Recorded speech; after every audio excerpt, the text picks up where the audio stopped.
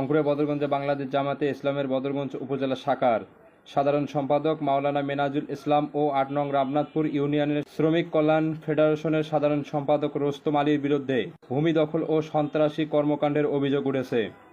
আজ শুক্রবার সকাল 10টায় বদরগঞ্জ উপজেলার ৮ নং রামনাথপুর ইউনিয়নের ট্যাক্সরহাট এলাকায় ভূমি দখল ও সন্ত্রাসী কর্মকাণ্ডের নানা ধরনের অন্যায় করায় মেনাজুল ইসলাম ও রোস্তম আলীকে সংগঠন থেকে বহিষ্কার করে তাকে বিচারের আওতায় আনার জন্য মানববন্ধন করেন ভুক্তভোগী ও এলাকাবাসী।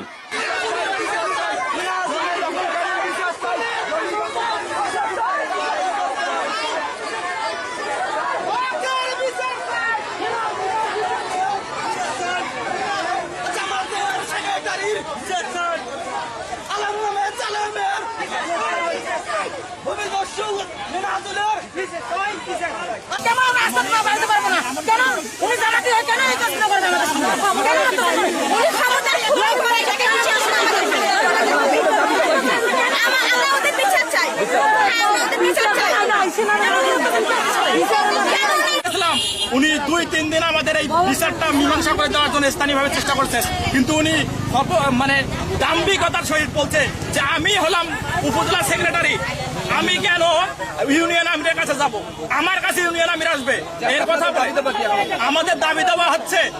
ওনার আমাদের ন্যায্য হিসাব আমাদেরকে বুঝাই দেবে এবং আমাদের দল, আমরা জানের চেয়ে দলকে ভালোবাসি।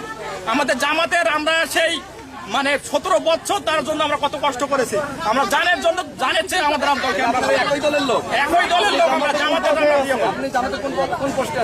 আমি পোস্টে নাই, আমি হচ্ছে চাকরিজীবী, ওই জন্য আমি পোস্টে নাই এবং আমি কর্মী, সাধারণ কর্মী এবং জামাত আমরা সবাই করি।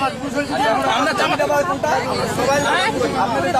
আমাদের দাবি দেওয়া একটাই, আমাদের ন্যায্য হিসাব বুঝে দিয়ে ওনারা হচ্ছে সেক্রেটারি পদ থেকে বা বহিষ্কৃত করে দলকে দল একটা, আমাদের দল হলো নিষ্ঠা এবং ন্যায় নিষ্ঠার প্রতীক। সে ন্যায় নিষ্ঠার জন্য দলের এখন উচিত হবে ওনার মতো দুষ্কৃতিকারী ভূমিদস্যু এনাকে আমরা অবিলম্বে এবং মিথ্যা মামলা আমাদের নামে দিছে। এই জন্য আমাদের দাবি একটাই, ওনাকে দল থেকে বহিষ্কার করে দলের ইমেজ যে ন্যায় নিষ্ঠার প্রতীক আমাদের জামাতে ইসলাম, এই দলের জন্য তার ক্ষয়ক্ষতি না হয় আমরা প্রাণের চেয়ে আমাদের দলকে আমরা ভালোবাসি। আমাদের একটাই দাবি, আমাদের দল ঠিকঠাক যেন এরকম দুষ্কৃতিকারী লোক এই দলে প্রবেশ করতে না পারে, এটাই হচ্ছে আমাদের 1 নম্বর দাবি। কি বলেন আপনারা সবাই?